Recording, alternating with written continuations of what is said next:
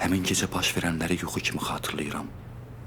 Mən bunları yaşayırdım, yoxsa yazırdım? Bircə onu bilirəm ki, bu qorxunu, həyəcanı, stresi ancaq içki azalda bilərdi. Səhər də deyəsən qapı döyülürdü. Heç nə dəqiq yadımda deyil.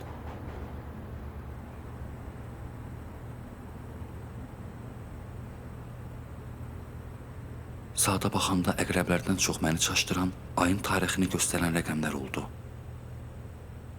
Sonra anladım ki, düz bir sutka yatmışam.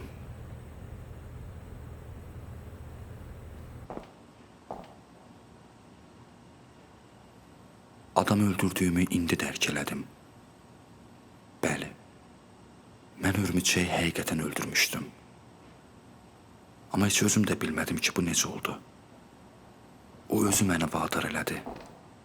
Mən ona kömək eləmək istəyirdim. Bəs necə oldu ki, belə alındı? Bəlkə Laləni xilas eləmək mənim alın yazımdı. Görəsən o özü bu barədə nə fikirləşir? Görəsən başa düşübmü ki, bu işdə mənim əlim var?